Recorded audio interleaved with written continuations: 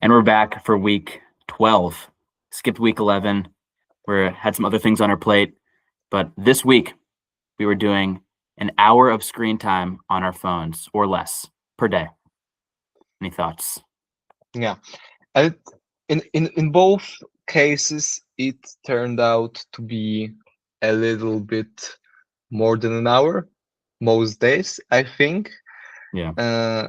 However, screen time reduction is something that we talked quite a lot about when we talked about New Year's resolutions and just generally during our conversations.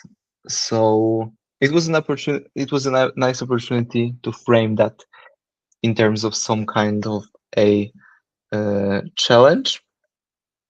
And yeah, I think we both prepared some essays Yep. because today's mode of expression is the essay that we both have prepared. So I think we'll start with that and see where it leads us. Yeah. All right. So do you want to read your essay first or should I read mine first? I'll go first. I Excellent. think. I think I'll go first. So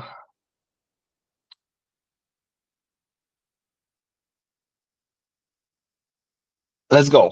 The stated goal was to reduce screen time to an hour a day. If we were to look strictly at the raw data, I suppose I technically failed. However, the numbers don't tell the full story. I spend about an hour a day on Duolingo every day. So when you factor that in, I really only missed my target once on Saturday, which is a pretty solid score.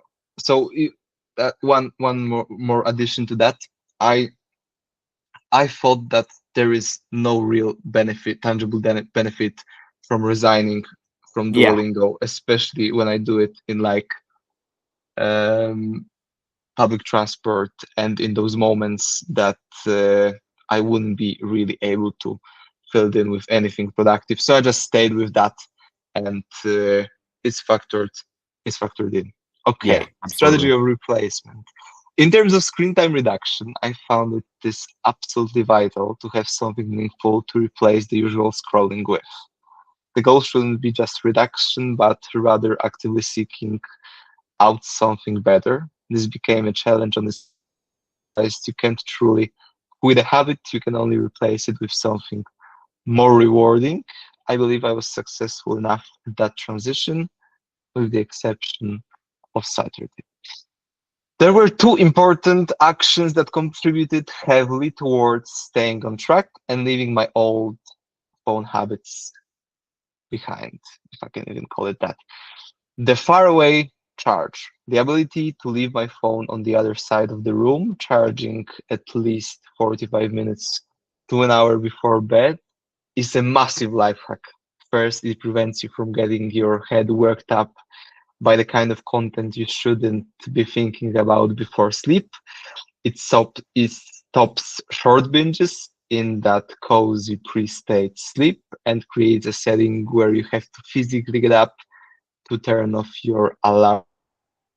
This allow you to prolong that no phone period for an hour or so in the morning, which is a crucial part, which I call winning the morning. The intentional disconnect. The second action is simply leaving my phone behind where when I went to uni or to the library. It's not always feasible or possible and requires being prepared for the logistics of being phoneless on the move, but it's extremely effective. This isn't just a habit, it's a conscious choice I want to implement once or twice a week to reduce my reliance on smartphone as an emotional regulator. It increases my propensity to talk to random people since I have nothing better to do, and it clears my head, allowing ideas to spin up naturally. Second, what's going on It looks like you're frozen, but the audio is still coming through, which is, I guess, fine.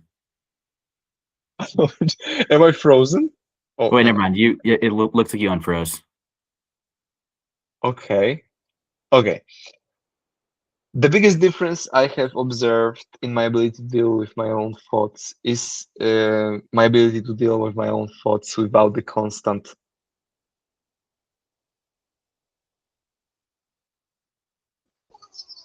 Oh, no. What? No. I freaking hate the internet. Okay. Yeah, let's go. It's because it is connected. Okay.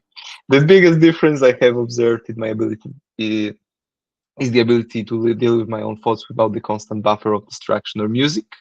I now spend at least 30 minutes a day in a state of sort of meditation or complete silence, and I found it to be much easier and more productive than before. There is an immense difference between spending 30 minutes in silence where you are battling your own thoughts versus where your mind is actually working to your benefits. In terms of hurdles, I didn't encounter anything too significant. I faced a few moments of frustrations in the evenings when exhausted in both body and mind. I activities rather than searching for the phone, but it was never too severe.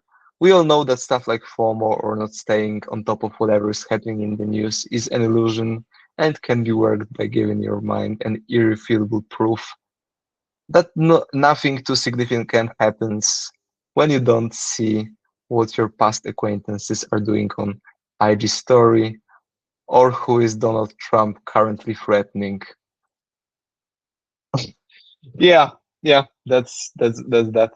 That's that's it in terms of I feel like you and I had a lot of parallels for sure.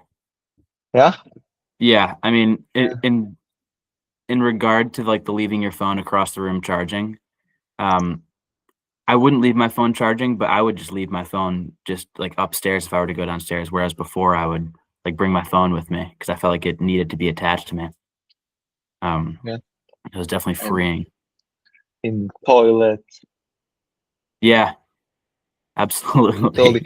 totally. When it comes to this charging my phone on the other side of the room, it's hugely beneficial. It's Yeah, like it's like crazy how something that simple can be that transformative. Just an immense life hack. Love it, love it, yeah, and I have to keep my in a state where I have enough willpower and I don't know mindfulness or something like that to be aware that those benefits will keep coming if I stick to that and not abandon it. Yeah, totally a game changer. yeah, And and then the other point I've mentioned, it was just simply leaving my phone at home when I went, as I've mentioned, to uni or to the library. Uh, Nice as well. Uh, pretty weird because yeah, it's like mm, um, a pretty different.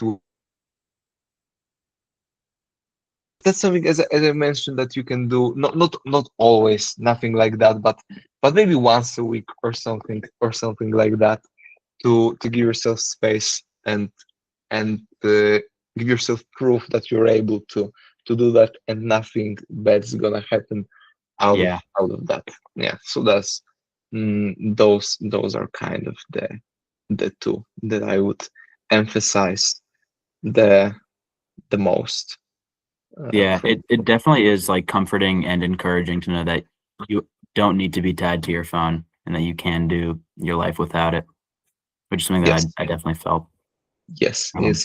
That's exactly what I'm talking about. Yeah, let's go with yours, and we'll try and find those parallels. Maybe make some conclusions Excellent. from comparing these two. All right. So this week, the challenge was simple. Limit screen time to 1 hour per day. No scrolling, no mindless consumption. I assumed it would feel restrictive. Instead, it felt clarifying. Day one was my birthday, which made the limit almost impossible. Even being conscious of my phone usage, I ended with an hour and 24 minutes. Still, something shifted immediately. Simply being aware of the constant or the constraint changed my behavior. I barely used my phone outside of responding to text. I kept it on Do Not Disturb all day. I found myself reading more and filling my time with things that didn't feel like mental junk food. I went to an animal shelter and played with the kittens. I didn't even take a picture because I didn't want to spend this. I didn't want to spend the screen time. That decision made the moment better. I was fully there. The second day surprised me. I clocked nearly 2 hours. It was an hour and 51 minutes, though only about 40 minutes were actual app usage. The rest was ambient screen on time during calls. Still, I was disappointed. I felt like I hadn't used my phone all day. I even left it in the car for 4 hours at work. The biggest shift was in the car. I stopped playing music because opening Spotify felt unnecessary. Driving in silence was uncomfortable at first, but then I realized something. I could hear my own thoughts clearly. I felt happier. The constant stimulation I'm used to, music, scrolling, etc., had been numbing. Without it, I felt more present. I waited 20 minutes in my car for a customer with no phone and no music. It felt crazy, but the time flew by. By day three, I hit exactly 1 hour. It was almost easy. I stayed busy working on my computer, filming and editing, shoveling, and going on a date. I left my phone in the car when we went bowling, and I didn't miss it. That felt significant. I felt like my brain was being rewired. I did notice that I supplemented with YouTube on my computer, which made me question whether I was avoiding screens or just shifting them.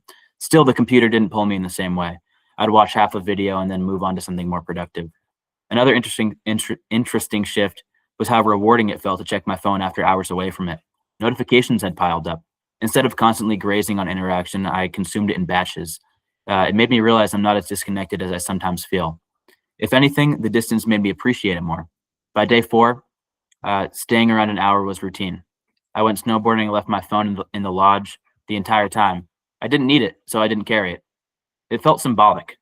The phone became exactly what it was originally for, a tool for calls and texts. No directions, no music cueing, no looking things up. Extreme restriction eliminated all the non-essential use. I started thinking that 1 hour might be unrealistic long-term, but 2 hours per day in normal life could be healthy. The 1 hour limit cuts out all the nonsense. A 2 hour limit could allow space for productive use without sliding into mindless consumption. On the final days, I went slightly over again, an hour and 12, then an hour and 23 minutes. I didn't beat myself up about it. Actual app usage was still around 35 or 30 to 35 minutes per day. No social media all week, no scrolling, no games. I did start to feel small cravings, not for anything specific, just a general itch for stimulation. I'd already read a lot that week, so I felt kind of read out by that point. It became clear that I wasn't craving information or connection. It was dopamine. The phone delivers it endlessly and effortlessly. Recognizing that made it easier to redirect the energy into something else. This challenge didn't feel dramatically hard in the moment. What it required was a consciousness. It forced me to confront how reflexive my phone habits are and how much time disappears to Instagram and TikTok. At the same time, I noticed trade-offs. I felt slightly uninformed without my usual news sources. I took fewer pictures. I didn't look up as many articles. Not all phone usage is brain rot. I think the lesson here isn't elimination, it's intentionality. The biggest takeaways is presence, driving in silence, waiting without distraction, playing with kittens without documenting it, hearing my thoughts, feeling less attached to the vibrations in my pocket. It feels good to know I can exist comfortably without that constant stimulation. Moving forward, I don't want to abandon the awareness this week created. 1 hour a day might not be sustainable, but 2 intentional hours with no mindless scrolling feels realistic. The point isn't restriction for its own sake. It's actually choosing when and why I use my phone instead of letting it choose for me. I'm glad we did this. Writing about it makes the shift tangible. The real win isn't the number of minutes, it's the realization that I have more control than I thought. So, Beautiful, beautiful. How long was it? That was pretty freaking long. that was Am I mistaken?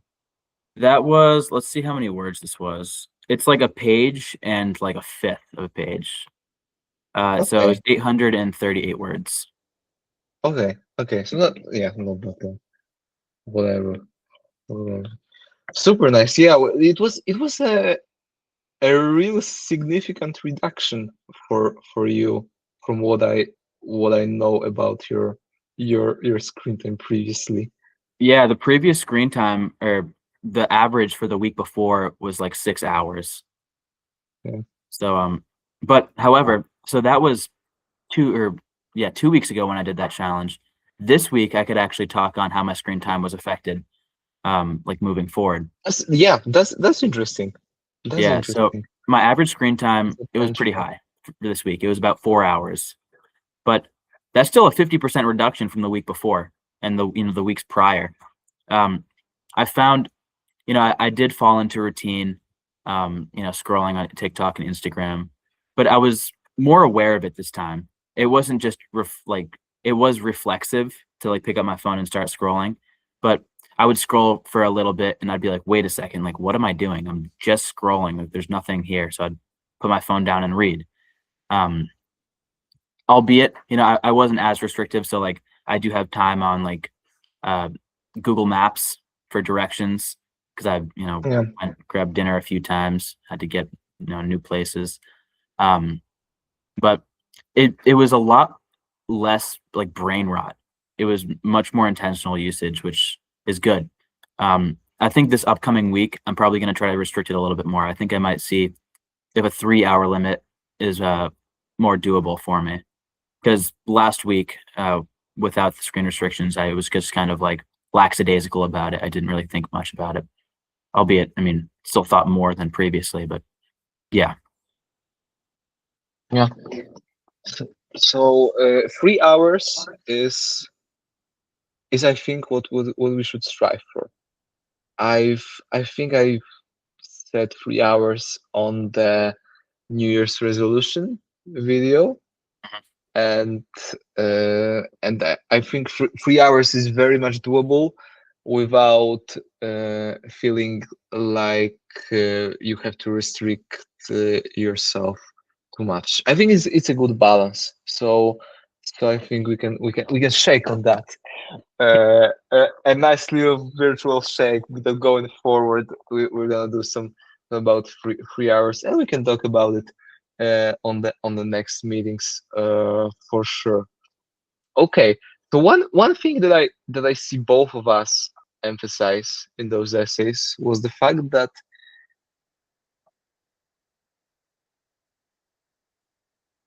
I think we both. Oh, I'm here. yeah, you're here. Okay, we both mentioned uh, something like we expected it to be harder, and this sort of stuff. What other parallels do you see? Let's try and pinpoint some stuff that we can both. Uh, Um, Feeling disconnected a little bit. You were talking about how you you didn't find it like necessary to like know like who Donald Trump was attacking and like what your peers were yes, doing. And yes, to an extent, I definitely felt the same way. Like when I logged on to Instagram at the end of the week, and I saw like all these Instagram posts that I missed, I was kind of like, I don't know, I felt like I didn't really miss anything. I mean, on the news end of the spectrum, I felt like I was definitely disconnected. Um, but in terms of what my peers are doing, I care, sure, but at the same time, like I don't, you yeah. know. It's a difficult circle to square. Is there a saying like circle to square? Whatever, whatever. It's a difficult conundrum or something like that. Yeah. That you feel, and you want to be a good friend. You want to know what's happening in other people's lives. However, watching Instagram stories, I think that we can both agree, is not the way to go for that. It's just watching those polished versions of other people's lives, making comparisons, and there's like freaking no benefit to that. And you're only able to see that when you disconnect. I think if you are in the loop, you feel like it's necessary, like that's part of your life. checking Yeah. what other people are posting, how do they want to show up, what parts of their lives do they want to emphasize or something like that. And then it turns out that there's like no freaking difference, which is, yeah, it's a weird one. It is It's a weird. real weird one. Yeah. I think. Okay, what more do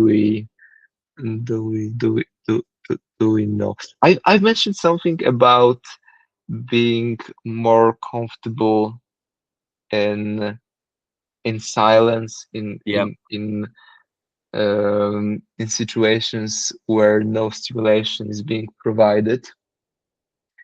And it's a big one. I've even emphasized in the essay that there is a huge difference in the quality of time that you have when you are actively fighting your own mind Yeah. all the time in silence, and when on the other hand you can have your mind work for you and spin up ideas and be, I don't even wanna put in productivity here, because that's not even the word to call it. However, when you give it space, it can really work wonders. Yeah. It's like an And oil change for your brain. yeah, yeah, and it's even something that my mom uh, mentioned to me. They've been to Sri Lanka, and she's had some time to disconnect from the usual news consumption and Instagram scrolling, all the stuff we engage in. And I think she mentioned it for the first time in my life that she was able to just be on the beach, enjoy the palm trees, enjoy the ocean, have a book that was uh, kind of about nothing, but she really enjoyed that as well. That she was able to engage in something meaningless on the one hand, however, providing her mm, the feeling of presence, I think, on the other. So we all feel that, old and young, and Yeah. everybody feels that. What's interesting is that I saw these people talking about a study. It was actually a ASAP Science video. Have you ever seen ASAP Science? No, no. It's these two guys, and they post like infographic type like videos about scientific stuff.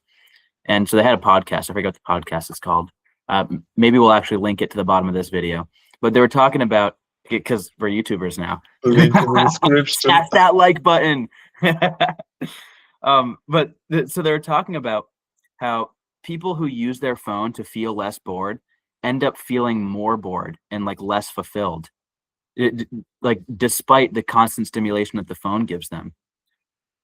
So it's interesting because like you'll be bored, so you'll go on your phone for the stimulation, but you end up just feeling, emptier than if you otherwise have filled your time with something like less stimulating, like reading a book or drawing or something. You know what I mean? Empty calories Yeah, is the absolutely. metaphor that's being used, talking about exactly that. Yeah, yeah, I uh, I get it. Uh, I get it. Although talking about something related, but not all of those scientific studies about the phone use and especially social media, and the data is there. I even have some subjects at uni about that, the psychosocial effects of media, something like that. And we all know that to some extent. However, people are being so passive in that regard. Yeah, Most people, like, it's one thing to know, and totally different to implement that. And I don't know. I think people, not even talking about the closest people, however, the ones that I can hang out at uni a bit more, the ones that I'm able to have some data about how they actually go about their phone use. Yeah. They are freaking horrible. Bro, they are watching TikTok on lectures, always on Snapchat. Yeah. Like, oh my God, I would be fried if I were Yeah. to do It, something. it, it requires like a presence and like and a consciousness, like especially this relates to like my weed usage. Anytime I like wanted to smoke weed this past month, I would think like, do I really want to? Or is this just something that I'm doing to fill the time because it's like reflexive and like I think it will give me some sort of stimulation. And it was always just because, I feel like I should. And I was like, that's a dumb reason. I don't need to do that. Yeah, It's, passing it off to the conscious part of your yeah, of your brain. Yeah, absolutely. uh, super super important in, in that regard. And we may sound like we're kind of I know High and mighty. complaining, rambling, or that. However, it's really that damn phone that's at the source of of this whole. I don't know. It's such a big influence. I Yeah. think that It, there's no denying that. it makes me think Uh, about how much of our behavior is just like passive. Like how much of our behavior do we actually think about before we do? I think the phone definitely exacerbates that. It it's like the easiest thing to to do, and that kind of rubs off on everything that you end up doing in your day to day. You know what I mean? I don't know if that made sense, but also you're frozen. and it's wait, are we here?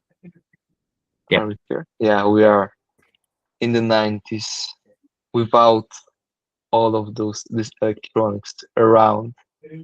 Would you take that deal I or didn't not? hear the beginning of the part. Okay, if you had a chance to go back in time and grow up in the 90s with all of the without all of the electronics around, would you take? Well, I mean, which is a hard thought exercise. I get it. It's not that simple. I mean, But if you know what I mean. I know what you mean. Do I have the the knowledge that I have now, or am I just dropped off in the '90s? Like Mhm. without, like, am I born there? How much knowledge do you have? Or why? So what I know now is to invest my money in the S&P, maybe buy some Microsoft and Apple stock. No, all right, but no, but like also Yeah. this, I think that the age of social media has like totally tainted our brains, and I think that if we grew up kind of like riding the wave into it, we wouldn't have been so aware of it. But the fact that we were dropped off, like, I don't know, we became conscious in the 2010s, basically, when everything was already kind of in motion. I think that because the wave was already so big, we're now aware of it and are able to change our behaviors. Whereas someone like my mom, she she does like a lot of mindless scrolling now. And I'm like telling her, I'm like, this is bad for you. You need to be aware of this. But she just kind of like she just slowly started to pick it up more and more and more. And now she spends an hour on TikTok every night before bed. Yeah. Yeah, the same here. Same here for Yeah. real. So My mom is watching reels like crazy. yeah, it's scary. I'm telling my mom, like, you gotta read more. And she's like, you're telling me to read more? I'm like, Yeah, yeah. an interesting universe, isn't it? And it's gonna work like that. I think that people our age are gonna be, I don't know, more knowledgeable, have more experience, have more insight into that world. It's not natural for us, however, not always in the good sense of natural, this whole environment. Yeah. Yeah, not not not not that. So yeah, we'll I think we'll wrap it up Yeah, we'll wrap here. up here. Just to sum up, we are both on the journey towards becoming more conscious, which is an important word here, I think, phone users. And we talk about it quite a lot. We are, I think, quite aware of all of the effects, and the smartphone being the source, not of all of the ills, because on the other hand, you can get into the trap of blaming everything on social media, and that's an oversimplification of the problem, but it's responsible for a lot. And I think we'll in the future we'll do some challenges around that, maybe read some studies, maybe go try and get it at some with some more scientific insight, to be more aware of the effects in that regard. However, we are nowhere near the end. We'll try and document some of it, I think. Yeah. Yeah, that's it. I don't think if I have any parting thoughts. How how insightful. Yeah. Um, No working thoughts. I really have. I mean, I have no thoughts. I mean, I think you kind of hit the nail on the head, in that it just requires a consciousness, moving forward, which is, yeah. I mean, in like every aspect of life. Yeah. Okay. So that's it. That's Thank you that. very much for today. Smash that like button, leave a comment, and You gotta start saying that. yeah, Exactly. and Exactly. subscribe.